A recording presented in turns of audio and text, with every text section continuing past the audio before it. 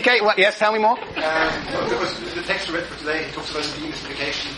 It talks about Islam and other religions having elements of mysticism in the mystique.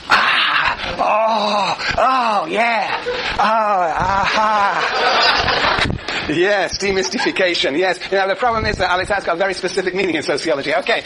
Yes, demysticism. Demysticizing. Yeah. So yes, that's right. Instead of religion we have... I heard it on the front.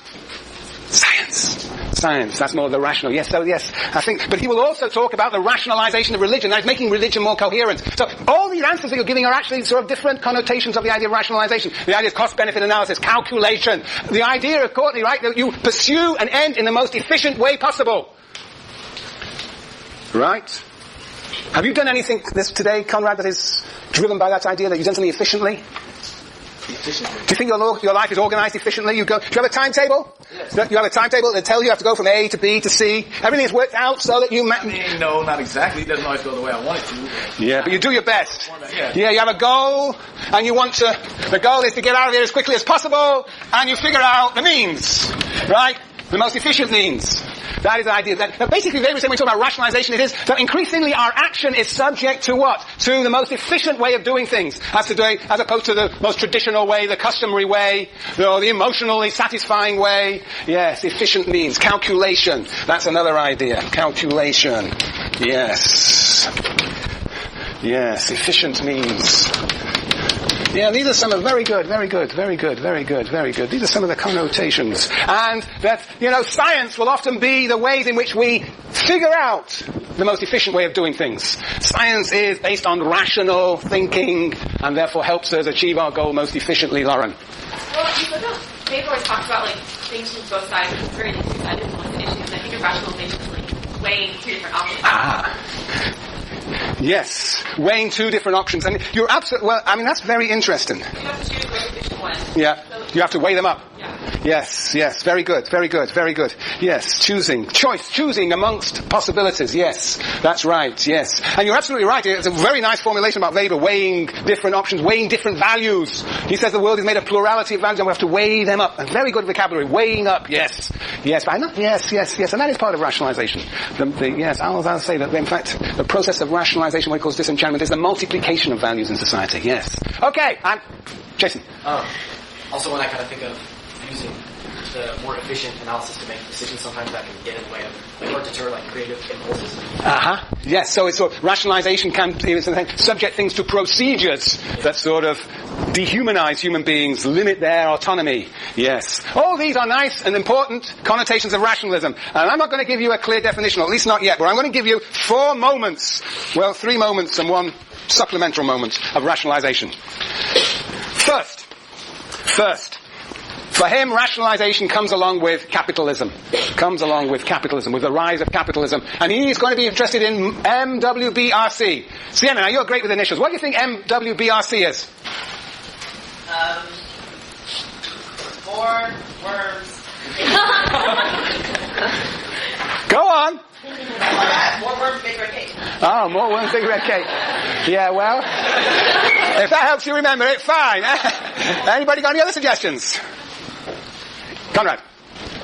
Max Weber and bureaucracy, possibly? Very good. Getting warmer. Come on. You can do this. Andy. Yes. Max Weber's bureaucratic rational capitalism. Oh, very hot. Max Weber's bureaucratic rational capitalism. Brilliant. Now you get 2 B's, but if you get the MW, you get 3.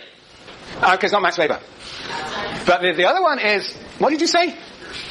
Bureaucratic rational capitalism. Bureaucratic. That does the BB. That's right.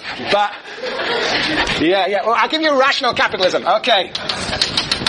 And your B is nearly right. It's nearly B. Rational. Modern world. Oh, we're getting there. Oh, this is great. Modern. Oh! You see the power of collective thinking? Modern, Western, and now... Oh, you're genii. But it was Andy that got you going. But Sienna really got us off to a good flying start. Yeah, okay, modern Western bourgeois rational capitalism. So what actually Weber is going to see this as epitomizing rationalization. Why? Because this modern Western bourgeois rational capitalism, the capitalism, well, not necessarily the one we're inserted into here, but his imagination, Marxist capitalism, the capitalism that Marx wrote about, well, it involved rational techniques for transforming the world. Capitalists compete with one another and they invent new techniques for transforming the world, for rationalizing production, for organizing production in the most efficient possible way to extract as much surplus as possible and to reduce skill as much as possible. To do so through calculation, to do so through accounting, and to rely upon the rule of law to regulate relations. Yes, so there's rational techniques for transforming the world using calculation, accounting, and the rule of law. And these rational procedures within modern Western bourgeois rational capitalism are epitomized by bureaucracy for Weber. Bureaucracy. When you think of bureaucracy, what do you think of? UC Sproul Hall. Yeah, procedures and rules. For Weber, that represents rationalization. So what we see is Foucault sees the modern world as the rise of disciplines. Durkheim, the modern world as the rise of freedom of the individual, solidarity. And Weber will see both. We'll see on the one hand domination associated with the disciplines, but also, as best he can, we'll see freedom too of the individual. He will see two sides of the modern world. I don't know if that'll help you. Domination plus freedom. Yes, alright, that's number one. Point number one, the association of rationalization with the rise of modern Western bourgeois rational capitalism. Very good. Point number two, associated with the idea of rationalization is the decline of a singular religion that is embraced by all, and in its place, we have multiple religions, multiple values, the rise of science, a process that he calls disenchantment. The decline of the ubiquity of the power of religion, described as disenchantment. Sometimes people talk about it as secularization. He talks about the emergence of a world without God, a world without a singular God, the process of secularization. We no longer, and this is crucial to his analysis, we no longer have a single value system that governs everybody all the time, but we have a plurality of values. And we continually face moral choices, whether it be about abortion, whether it be about gay rights or same-sex marriage, whether it be about sex education or civil liberties, security or torture. These are now issues in our society that are subject to competing evaluations because we have different sets of values. This society is not based on a single set of values, but a plurality of values. And that is akin to the idea in Durkheim of what? The decline of the common consciousness. The decline of the common consciousness. There still is a common consciousness, but then there's a plurality of values perhaps around it. I think Weber would have a bigger difficulty with the idea that we really share I don't know. Weber probably would have bigger difficulty. Weber's going to insist on the plurality of these values. That's what's important to him. And he talks less about what we all share, which is what Durkheim is concerned with. Yes, plurality of values. There's not a singular set of values. And so associated with this plurality of values is in fact what he calls value spheres. Society becomes differentiated into different spheres. So he talks about the political realm, the economic realm, the erotic realm, the religious realm, the legal realm. What else? I don't know, about 6. Am I missing something? Must be something. Legal, religious. Anyway, that'll do. There are these different realms with their different normative orders, different value systems. And of course he's going to argue, well, rationalization means actually that the political realm develops its own rationality, its own logic, just as religion becomes increasingly, what exists of religion becomes increasingly rationalized, made coherent, made systematic, made subject to an ordered system of thought. Okay, alright, so that's the idea of disenchantment, the decline of a single religion that envelops all, and the plurality of values, so that we are, as I think it was Lauren was saying, we are having to make choices among values all the time, weighing things up. Yes, very good. Third point is to do with science and values. Well, what did Durkheim say about science and values? Science is the road to the discovery of true values. Science will tell us what values to follow. Weber said that's nuts.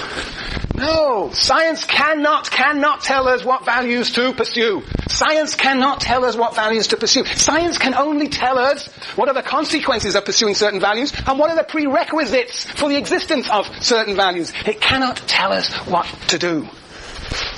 Very, very different to Durkheim. So what Weber is insisting is that we have something called value discussion, that we should engage in a discussion about values, have arguments in the public sphere about values, try and persuade one another of our values. Perhaps we will shift our values, but most important that the value discussion will clarify what our values are. And that is very different and removed from science itself. Science can only tell us what are the consequences of adopting certain values. It cannot tell us which values to adopt. Science can tell us what are the consequences of the division of labor. It can tell us, for example, that it leads to the intensification of class struggle. But that does not mean that we will all become socialists. In fact, we can become Durkheimians and believe in meritocracy. But science cannot tell us what values to adopt. Yeah. All that we can do is discuss values among ourselves and try to get some clarification about our values. Yes.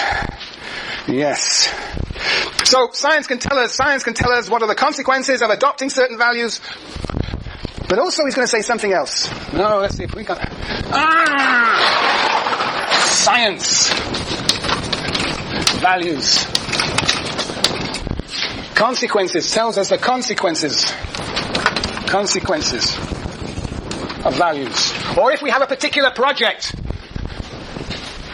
we are interested in we're socialists and interested in the introduction of socialism. Science can help us figure out how to introduce socialism, as well as the consequences of having socialism. That's one way around. But also it turns out values are a necessary condition on the foundation of science. Aha! So you can't really have a science or a social science or a sociology without values. Values will guide the questions you ask in science. The foundations poses questions to science. So values on the foundation of science, and science determines the consequence of values, but this is impossible. Science will not tell you what values to pursue. Very important. Very, very. Really the opposite of Durkheim, who thinks that science can tell you what values you should pursue. We should all pursue. Okay. My last point, 4. Max Weber was interested in the origins of this rationalization process. He was interested he thought this was the most fateful process of modern society. He was interested in its origins. And his enormous scholarship all aims to show that, to figure out the origins of rationalization. And a lot of that scholarship is concerned with looking at the religious antecedents of rationalization. If I think we put all his theories of religion together, one sees the ways in which the history of religion can be seen itself as a process of rationalization that ultimately leads up to the foundations of modern Western bourgeois capitalism. It turns out, and this is the story of the Protestant ethic and the spirit of capitalism, that religion ultimately gives rise to values that become the foundation of modern capitalism. In a sense, religion sows the seeds of its own destruction, giving rise to a new era of science and capitalism. Yes, okay. Right. Yes. So, you might say then that Weber's concern is really not with the future. Max Weber, in a sense like Foucault, really didn't have much to say about the future.